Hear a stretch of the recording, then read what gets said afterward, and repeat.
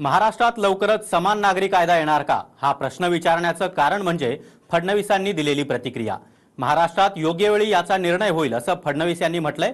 आता समान नागरी कायदा म्हणजे काय आणि तो लागू झाल्यावर नेमकं काय होणार पाहूया TV9 मराठीचा हा स्पेशल रिपोर्ट।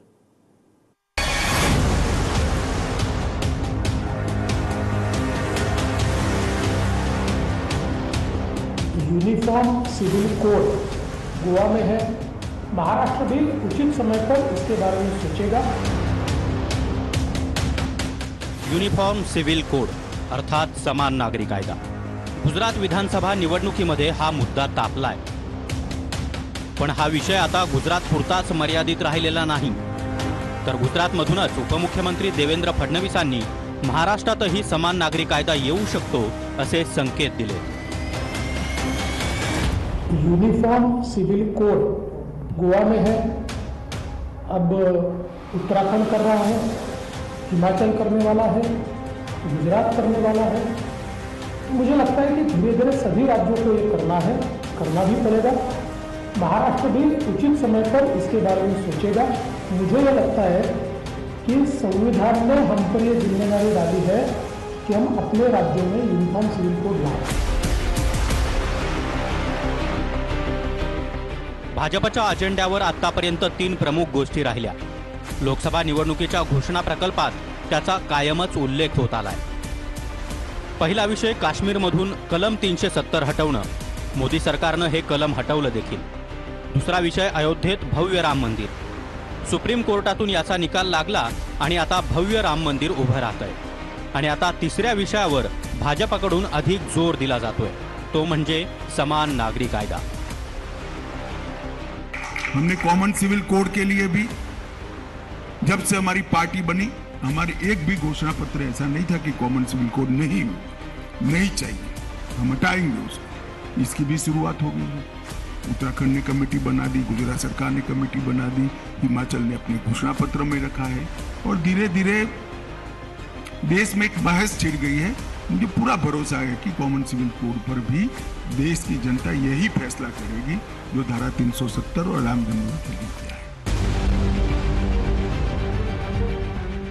आता समान नागरी कायदा म्हणजे काय, हा कायदा लागू झाला तर काय होणार हेही समजून घेऊया। लग्न, घटस्फोट, मूल दत्तक घेणं आणि मालमत्तेच्या वाटणीसाठी देशातल्या सर्व नागरिकांसाठी एकच कायदा असेल। सध्या लग्न, घटस्फोट, संपत्ती आणि वारसदार असे कौटुंबिक विषय नागरी कायद्याअंतर्गत येतात। हिंदू धर्मियांचा लग्नाचा कायदा वेगळा आहे। शीख, बौद्ध, जैन या धर्मालाही हा कायदा लागू होतो। तर मुस्लिम समाजातील लग्न, घटस्फोटाची प्रकरणं मुस्लिम पर्सनल लॉ बोर्डानुसार चालतात। अशाच प्रकारे पारशी आणि ख्रिश्चन धर्माचेही पर्सनल लॉ बोर्ड आहेत। म्हणजेच काय तर वेगवेगळ्या धर्मानुसार लग्न, घटस्फोट किंवा वारसदाराची प्रकरणं असो त्या पर्सनल लॉ बोर्डनुसार निकाल निघतात।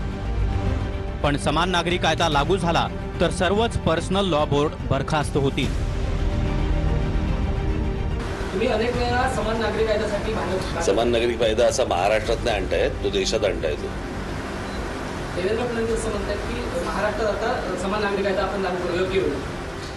एका राज्यासाठी समान नागरी कायदा नसतो। समान नागरी कायदा हा केंद्र ठरवतं आणि तो संपूर्णपणे देशात येतो, एका राज्यात नाही येत फक्त। तो आला पाहिजे अशी आमची पहिल्यापासून मागणी आहे। मनसे अध्यक्ष राज ठाकरे यांनी यापूर्वी जाहीर सभांमधूनही पंतप्रधान नरेंद्र मोदींना समान नागरी कायदा आणण्याची मागणी केली आहे। माझी पंतप्रधान नरेंद्र मोदींना विनंती आहे की या देशामध्ये त्यांनी लवकरात लवकर समान नागरी कायदा आणावा।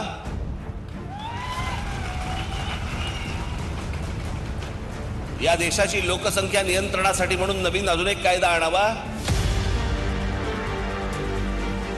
समान नागरी कायदा लागू झाला तर त्याचा परिणाम आरक्षणावरही होईल असा देखील आरोप होतो। पण समान नागरी कायदा आणि आरक्षणाचा काहीही संबंध नाही। समान नागरी कायदा लागू झाला तरी आरक्षणावर कोणताही परिणाम होणार नाही। ज्यांना जेवढं आरक्षण आहे त्यानुसारच ते आरक्षण मिळत राहील। सध्या समान नागरी कायद्यावरून चर्चा सुरू झाली असली तरी देखील गोव्यामध्ये समान नागरी कायदा लागू आहे। उत्तराखंडमध्ये मसुदा समिती स्थापन झाली आहे. हिमाचल प्रदेशात भाजपनं समान नागरी कायद्याचं आश्वासन दिलंय. नुकत्याच झालेल्या विधानसभा निवडणुकीच्या घोषणापत्रात तशी घोषणा करण्यात आली आहे. गुजरातमध्ये निवडणूक घोषित होण्याच्या शेवटच्या कॅबिनेटमध्येच मसुदा समिती स्थापन करण्यात आली आहे. देखिए, भाजपा के पास कोई मुद्दे नहीं बचे हैं. लोग उनसे सवाल कर रहे हैं मोदी जी कब 15 लाख रुपया मिलेगा हमारे अकाउंट में. ये मुद्दों से ध्यान भटकाने के लिए भाजपा आ गई. यूसीसी कैसा ला सकते हैं यूनिफॉर्म सिविल कोड. ये यूसीसी ये सब लाने का मकसद एक ही है कि अपना असली मुद्दों से भाजपा भटक चुकी है. उनको लगता है इनकी जमीन खसकती जा रही है. मला वाटतं की समान नागरी कायदा याचा अर्थ फडणवीसने काही मोठं पाप केलं तर त्याला माफी आहे आणि नाना पटोले लहान माणूस आहे आणि यांनी पाप केलं तर याला सजा आहे असं काही कायदा तर नाही आहे ना. आखरी मूळ मुद्द्याला डायव्हर्ट करणार. आमचा मित्र हुशार आहे त्याच्यात. त्यांनी काय केलं की मूळ मुद्द्याला डायव्हर्ट कारण की आता महाराष्ट्रात शेतकऱ्यांचं, बेरोजगारांचे प्रश्न, गरिबांचे प्रश्न.